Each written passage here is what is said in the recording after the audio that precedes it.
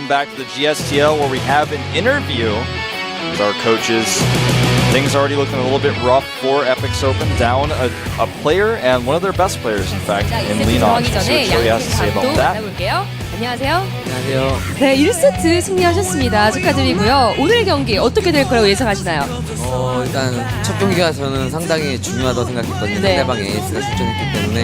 근데 고덕현 선수가 멋있는 경기력으로 이렇게 승리했기 때문에 저는 오늘 좀 승리를 거의 신하고 있습니다. 네, 알겠습니다. 자, 이현숙 감독님 안녕하세요. 안녕하세요. 네, 1세트 조금 아쉽게 패하긴 the first 했는데요. match was really important for this set, and he's very, very happy that Hyun was able to defeat Leanox there. 특별한 이유가 있는 건가요? 기웅이가 아직 여러분들은 모르시겠지만 팀 내 랭킹전을 하면 35승 4패 정도밖에 안 할 정도로 팀 내에서 거의 압도적인 실력을 자랑하고 있어요.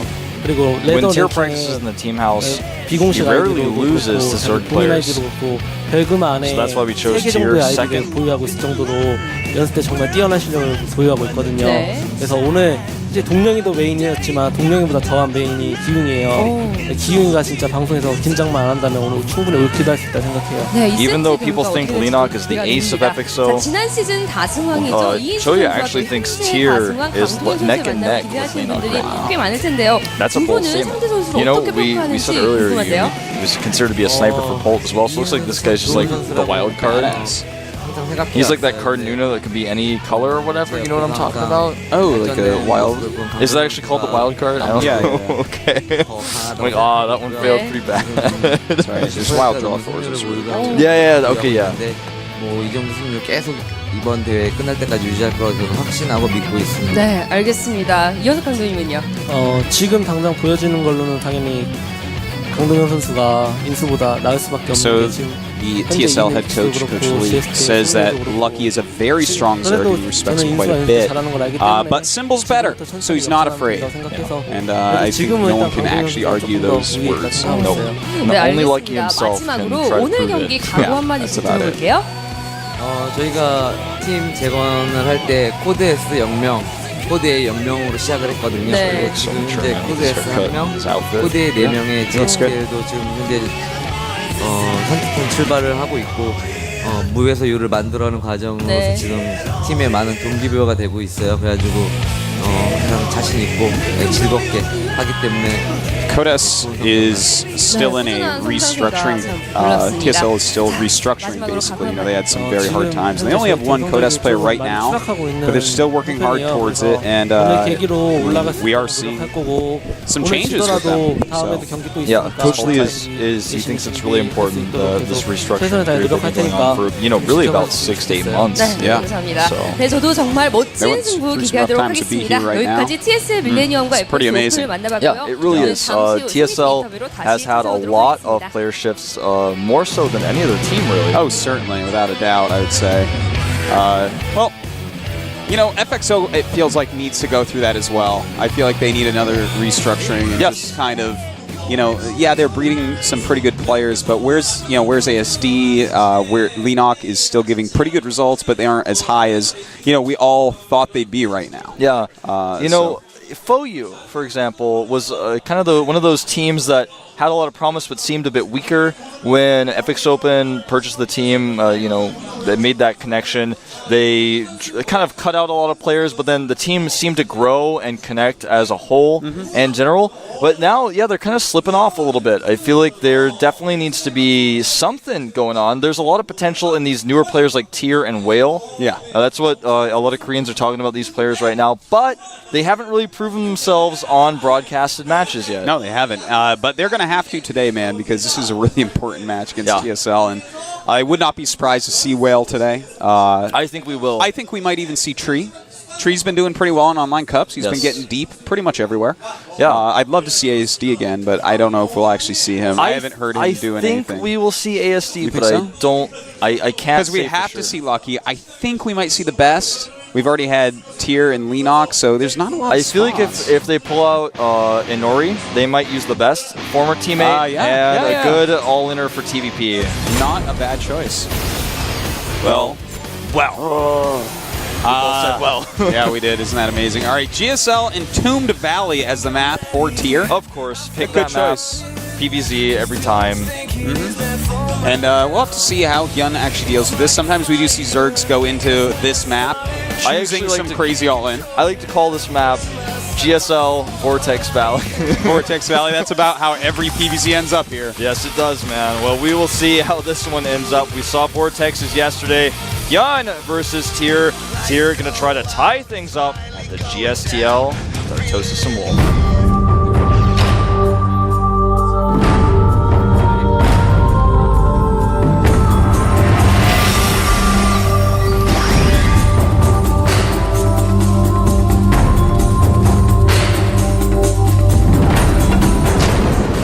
Top left, the Zerg player already up a game for TSL. His ID is TSL Hyun. Brood War Star switching over to StarCraft 2 a little bit later than some of his friends, but a little bit earlier than some of his other friends. That's true. Thanks, Wolf. TSL Hyun Sagi, which of course in Korean means basically too strong or overpowered. Sickest hangover. Happy birthday, Wolf. Thank you, Andy. Yep. Who was with us last Slog night. and Major. Yep. 2 pro gamers over here from America and Mexico.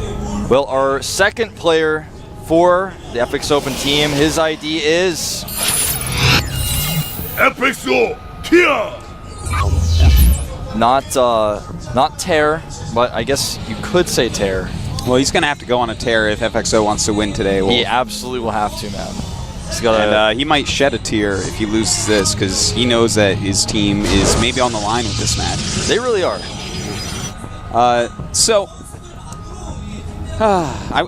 I'm interested to see what Hyun has planned because we've seen some brilliance on this map from various people. One game that really stands out to me was DRG against Genius here in the finals, where Genius had the most insane carrier build, and DRG did that crazy drop all in. Do you remember that? Yes. And I mean, that's not typical of the map, but that goes to show that a Zerg player will just plan something a little bit crazy every now and then here. But we do see Zergs also play macro games here, and we've seen some intense, insane ones. As you said, you like to call it Entombed Vortex. No, Vortex Valley. Vortex Valley? Well, I want to call man. it Entombed Broodlords because that's what happens to them here. Yes. Well, that's actually really clever. Yeah, thanks. You know, this map, you mentioned the one game with the carriers with Genius. I believe it was Crank who went carriers on this map as well, killing his own units to max out in carriers. He hid the carriers switch from his opponent, and that was a really cool match. I believe that was Slayers versus NS Hostel that we saw that, and that kind of creativity it changes things up a little bit for this map. This probe has been so annoying. Will finally be cleaned up. He has made the hatchery at the third base preemptively. Yeah, this map just... Honestly, I want to hear your opinion on this, Artosis Uncensored. Do you think that the way that this match was played on this map is... I mean, do you think that the Vortex is the pivotal... Is it the pivotal skill that we're going to see? Is it the one that decides almost every map? I mean, every match on this map is basically decided by Vortex, in my opinion. Do you agree or disagree? I would say yes, almost every single one. But here's my take on that and why that is. Okay, this map is so easy to take 3 bases on with Protoss, and guess what? It's not hard. We'll take in a 4th base. And when you get up that many bases, yeah, the Zerg can take a huge chunk of the map, and it's going to turn into that super late game style. But the thing is, Vortex is actually this silly ability. Super late game Zerg versus Protoss. Protoss has to get Vortex, because like right now, the way the game is, let's say we just remove Vortex. It's the only change we make, then Zergs would always beat Protoss. Yes. But at the same time, Vortex is an overpowered way to deal with this stuff. Which is, and I think that's why in Heart of the Storm they're actually taking it out and giving instead Protoss not just stasis, that's a really great one, but also a long-range, anti-air unit so that Protoss can actually engage on the way that they want to. So, I mean, I think this matchup overall is just going to get much better with Heart of the Storm. Right now, it's just kind of in this, as far as late game goes, man, without Vortex, Protoss can't win. And with Vortex, it's hard for Zerg to win if Protoss does it's like, right. It all just comes down to this one moment. And I think that's what's frustrating for both sides in this matchup. And yeah, that's exactly what I was going to lead into with them changing. My favorite change, literally in Heart of the Swarm, is actually removing Vortex and adding Stasis instead. That's like literally because if you have Stasis, they don't stack on top of each other. If they get Stasis, they just stay there. It allows you to reposition and makes so the Broodlords can't attack at that moment, but it's not too strong. We have a very fast Twilight Council coming out here. Yes, we do, indeed. And 3 gases right away, which our Zerg has, in fact, scouted. Is he just going to go DTs? He hasn't even started +1? Yeah, that's what it looks like. Absolutely looks like this is a DT opener. I'm not surprised to see it. But yeah, that's actually the perfect way, Wolf, by the way, guys. And whenever you watch a game, if they don't have +1 going and a Twilight starts quick, it's DTs in this matchup, because the Twilight's normally going to be for +2 in Blink or DTs. Really, or if it's like some crazy charge Archon build. Yeah. Well, the thing is, if you're going to do a charge Archon build or a Blink build, you're going to have +1 with it at least. Yeah. So there's no reason to get it that much faster. The only reason, like you said, is the Dark Shrine. And this is a build that I really like to see on this map, because it's like, obviously he's going to expect a more normal pressure build into a third base because it's such an easy base to take on this map. But this is going to really catch our Zerg player off guard, potentially. He has Lair almost done and double Evolution Chambers on the way. It just depends on where he sends the DTs and how much he commits. For example, if he sends 3 DTs to any location, he can basically kill whatever he wants, even if the Overseer morphs. Yes. You can like just take down a hatchery. If he splits them, the damage will be much less severe, I feel. Yeah, I tend to agree with you on that, but if he sends them all into the same place and there's already a spore or something, he can lose the whole game because of that. It's interesting that he's going DTs here because, as Choya said, in practice, he's beating Zergs a lot. Now, if he's beating Zergs a lot with, like, DT builds, then maybe the Zergs just aren't, you know, it's weird. It's weird. If you're in practice, there's a lot more macro games, macro-oriented stuff, which tells us he's good at that, which this map's very good for. So I'm interested to see what he's actually going to do with these DTs here. I hope he keeps them together. You know, I very strongly feel that in this matchup, yeah, maybe if you have 3 together and 1 split off, that's okay. I like that. But if you don't keep a few of them together, you'll never target down anything in particular. And it looks like he is going to target down this hatchery. This is exactly what you need to do. Now, if he only makes 1 Overseer, he's going to be in trouble. He's making 3, in fact, right now. 1 DT will go and kill some drones and the main. This is exactly how you want to do a build like this. Yes. And this is actually so cool because this is kind of picking on the fact that Zergs have been playing this matchup just one way recently, and they are not prepared for builds like this anymore. Yeah, this is very metagamey, and in fact, we see that it pays huge dividends. He's on high ground right now. He's actually going to be fine. Any counterattack should not be able to kill him, and he's got a ton of tech out, did a lot of damage with it. A great opening by Tyr. Kept his DTs alive as well. The one sad part about this, I guess you could say, is that even though he killed the hatchery, there's a macro hatch right next to it, so if he just mines from there, he's still going to be okay, but he's still going to lose a little bit there, and it looks like Hyun is not even considered just doing that, which would actually be much better for him. That DT, he just sent another DT and it got completely shut down. Yeah, Hyun's natural actually right now is kind of a train wreck, man. Like, he's got so many drones mining, it doesn't make sense. He really should move some over. Long distance mining he's got far superior to what he's doing. Yeah. Wow, that is a ton. But that's like 60 drones, 72 if he has the third page completely full. But that's obviously not the case. Yeah. But that's like at least 40 drones, man. That's insane. You're good at math, Wolf. Thank you. I just look at it, I'm like, all right, it's like 8 times like 7 guys. It's pretty crazy. It's a big number. I'm not sure exactly. It's at least 48 with double pages. Oh, you know what? He's actually only got 11 drones mining his main. Oh, he pulled a lot because the DTs went in his main, so he hasn't fixed that yet. Oh, he's messing up his mining a lot. He's not actually doing a whole lot on the map right now. This is actually Hyun's play here is actually a little bit off, man. He needs to manage his economy more. I feel like I'm watching Czech Prime coming back. It's true. Laugh all you want, Wolf. This is terrible economy management right now by Hyun. This is, I mean, that's the kind of joke that I love to hear from you, though. Yeah, his income is actually kind of bad right now. You know, it's actually a little bit lower than our Protoss, who hasn't started mining from his third base. He's doing so much with these DTs. He's just so active with them. I really like to see things like that. This is like almost like a StarCraft 1 build with how active he's been with his DTs, how much he's accomplished with them. There's no Corsairs to help them out, but I mean, they're just giving him so much map control. Yeah. He's even damaged this hatchery significantly. He's making a Warp Prism right now so he can continue to harass not only with DTs if he wants, but anything else. Hallucination on the way, as well as the robotic support bay tech. We see drops and Baneling speed, which means that Hyun is definitely going to be doing some Baneling drops on top of this army, or at least attempting to. And that's actually, it's a good choice. You know, you're behind at this point, then why not? You know, he has a lot of lings, he has great upgrades, and, you know, I think a lot of people looked at some of the play at DreamHack with specifically Demaga and to some extent Moro and stuff, and that style can be very powerful against certain types of unit compositions. Like getting rid of sentries is a great thing to be able to do. So we'll have to see if he can get that to work. He has 130. He's going to have 140 some lings, 137, I guess, in total. Some just died when these lings pop out. He's got so many of them. Yeah. If for a second Tyr moves out with his army, he will lose it. Yeah, and there is Baneling speed too. He's making 35, 37 Banes right now. He just keeps on making them.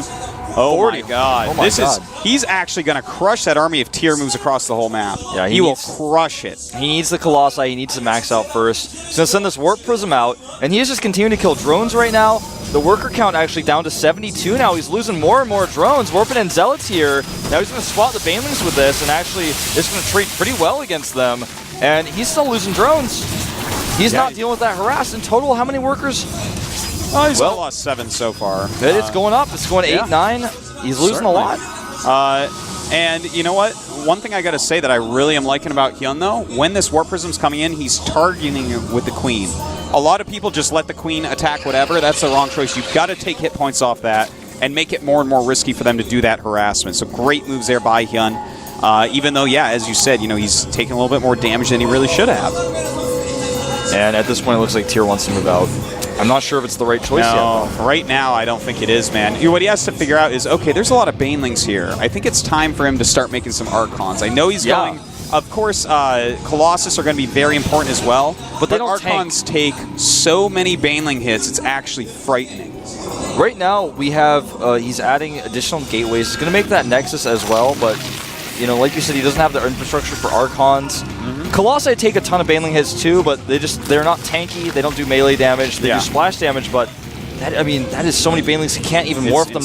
They're actually going crazy over there. Yeah, this is. I mean, he's going to have so many Banelings in a second here. Now we do have a DT drop. I'm a little bit disappointed that Hyun has not put spines and spores with every hatchery. That's actually just not even that much of an investment. You know, he's losing so much. It definitely seems like he thought, okay, you know what? I've been pretty active stopping DTs. I think he's not going to continue, but Tyr way too smart for that. Continuing to send DTs around the whole map. Yeah, making even some Zealots. He's just keeping them in his base while he takes his 4th. Now, moving out here, though, may be a mistake. Yeah, I would say that this is one of the scariest things he can actually do. We'll see if it will work out from only one Colossus in this army. Yeah, he's getting some lings for free, but the Overlords have already... they have lifted up the Banelings. The Banelings are ready to drop. Oh, man, this is actually going to be brutal. These force fields are going to hold a lot back, but not the drops. No, the drops are definitely... Nothing is holding them back. He's been bungled. He needs to pull more units back. He has no idea, I feel, what he's about to encounter.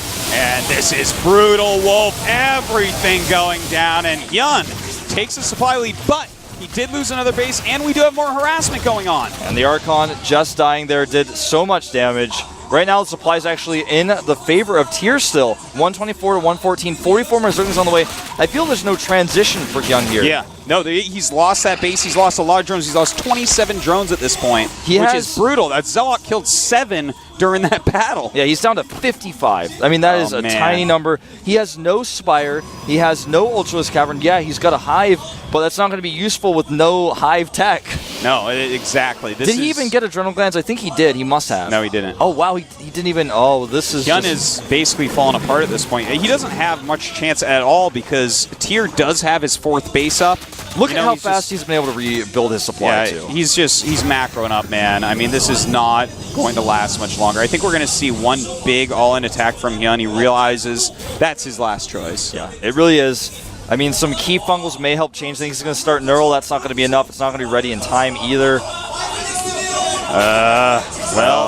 This is looking pretty grim. We'll see how much he can attempt to do here. Man, I don't know. There's like one Infestor here to try to help out. He's got some Infestors in those Overlords, but I mean, here we go. Dropping on top of Archons, man. That's not what you want. No, that Archon's still easily alive, dealing a ton of damage. And he doesn't even know where to drop.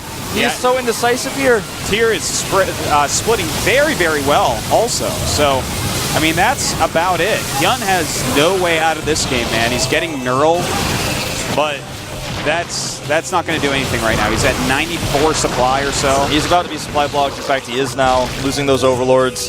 He's got +3 Carapace, +3 for his Zerglings as well. I mean, there's no Ultralisk. And these Lings can't even accomplish anything. This game is over. Yeah, this is, it's very over, Wolf. Double Warp Prism's no way on the to come way. back here. I like the Double Warp Prism. He's like, all right, I'm going to harass you more now. Well, there's hardly any drones left to kill, so he's going to have to go for hatcheries. Yeah, I don't know what those Warp Prisms are going to be able to do for him. I think his opponent's going to be dead before they get there. I don't know. Yeah. Well, I mean, he has Neural Parasite at this point, but all his infestors just popped out. He can't even use it, and if he could, all his stuff would still die. Look at how many minerals he has. He just didn't have the tech in place to spend them. He's making literally only Zerglings, Banelings, and Infestors, and he's making 44 more Lings right now. He split like 3 groups of 40 Lings to 3 different places, and one of them was successful in killing some probes, but I mean, yeah, it's just not enough. GG. GG, indeed. All right. Tier ties things up. You know, I like the style that Hyun wanted to use, but Tier with that DT build dealing way too much damage and transitioning beautifully. You can tell that he's really practiced that build out. I really like the map choice to do that build on. Yeah. He picks Entomb Valley. It's not what his opponent's going to expect on a map like that. He's already thinking about Vortex Valley. He's thinking about Entombed Broodlords. Yeah. But that was a successful build by Tier. Definitely practiced and planned for facing a Zerg on Entombed Valley. Ooh. All right, our next map is actually Atlanta's spaceship. Yes. And so I'm getting to cheat to get the map before I try to guess who's coming out. But this means it's going to be a Protoss or a Zerg for TSL. It can't be Symbol yet, right? No. It can't be Symbol yet. I don't think they want to PvP a Nori on this map either. No, I don't think so. But you're not going to send a Terran out here. If they put out Polt, I'm going to be like, like everything I said, but yeah. I said nice things. Don't make me do this. Who do you think? Who do you think? Like Ragnarok or something? I'm thinking really hard, and part of me wants to say Shine, actually. Yeah, I could see Shine coming out. I mean, we've heard stuff about Ragnarok. I haven't seen it as much as I've seen from Shine.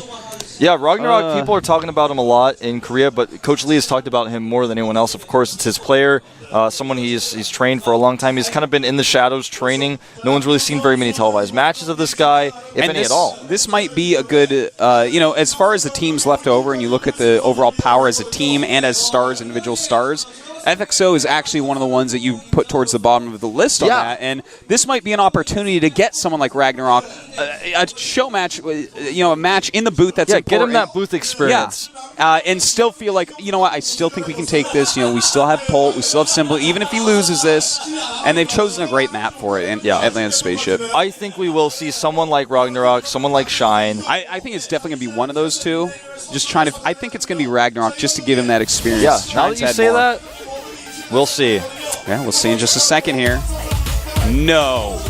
I'm speechless, actually. No way, Jose. They are sending out Polt. This is the best Terran player on their team, one of the best Terran players in the world. And you know what? He's so good at every matchup. I want to call him a specialist in TVP, but I can't do it. You know what I mean? Yeah, I know what you mean. He's just so good at it. But to put him out here on Atlanta's spaceship, a map that, Protosses feel good against Terrans on. We normally see Protoss win here, not always, but we normally see it. Now, he's like, Coach Lee, what have Terran's been saying about late game against Protoss? Why would you put me on a big map? He's like, Coach Lee, he's like, I can do this, but come on, Coach Lee.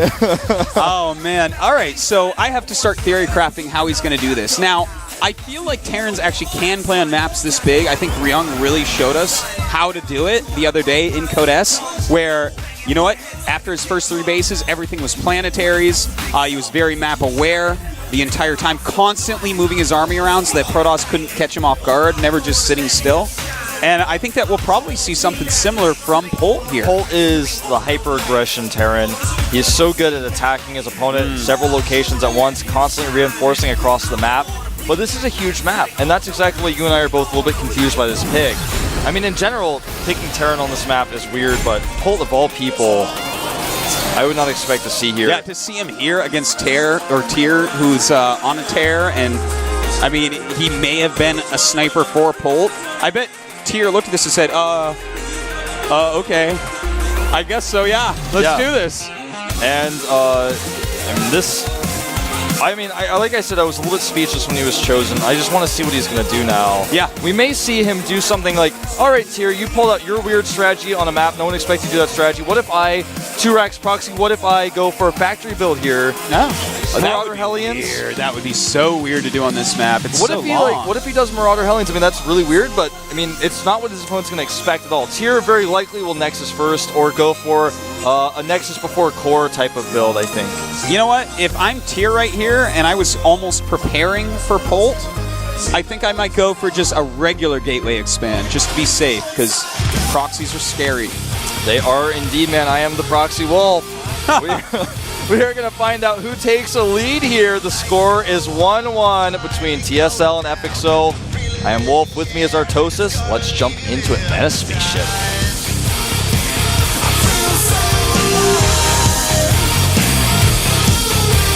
Well, that like leaning back, getting ready. Things got a little bit weird there. I thought we were about to get in the game. I was really excited to build. Wolf. Okay, maybe it's not Atlantis spaceship.